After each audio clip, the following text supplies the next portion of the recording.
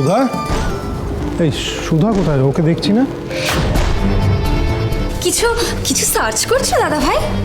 নিশ্চয়ই এটা সার্চ করছো।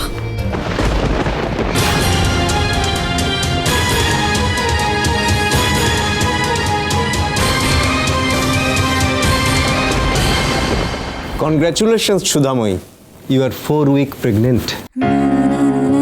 তুমি মা হতে চলেছো। সত্যি বলছেন ডক্টর? নিজেই দেখে নাও রিপোর্টটা।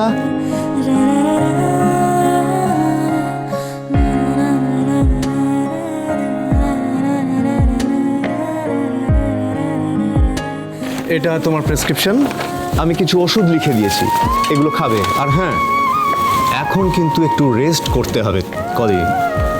মন খুব ভালো রাখবে, কোনো প্যানিক করবে না, আর কোনো ভারী কাজ করা যাবে না।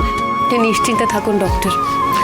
তেজ যখন জানতে পারবে এই সুখবরটা, তখন ও আমায় কোনো কাজই করতে দেবে না। শুধু তেজ কেন, মা কাকিমা বাড়িতে সবাই ব্যস্ত হয়ে থাকবে আমি কি খাবো, কখন কি করবো এই সব নিয়ে।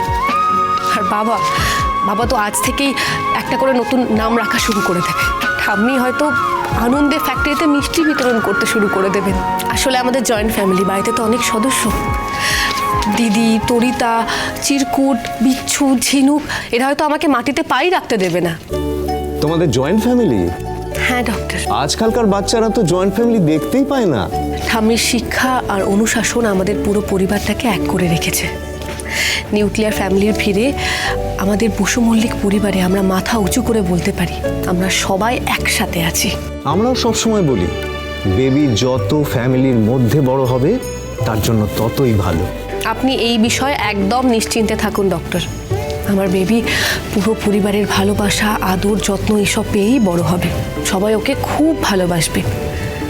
ওর বাবা, আমাদের পরিবারের সবাই ওর জন্য তো অপেক্ষা করে আছে। দেখো, তুমিও আমার কাছেই হয়েছিলে সুধাময়ী, এবার তোমার বেবিও আমার কাছেই হবে। তবে you are truly very lucky, এতটা লাভিং হাজবেন্ড অ্যান্ড ফ্যামিলি পেয়েছো। Best of luck. কোনো অসুবিধা হলে আমাকে কল করবে, কেমন? নিশ্চয়ই। আজ আমি আসি, কেমন?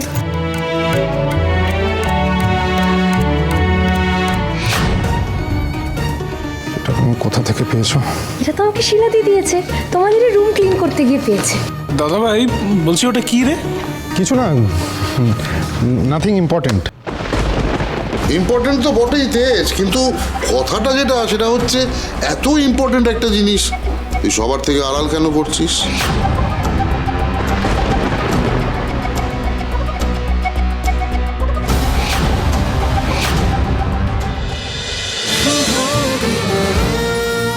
শুভ বিবাহ সোম থেকে রবি প্রতিদিন রাত 10:30টায় স্টার জলসায় ও জিও হটস্টারে।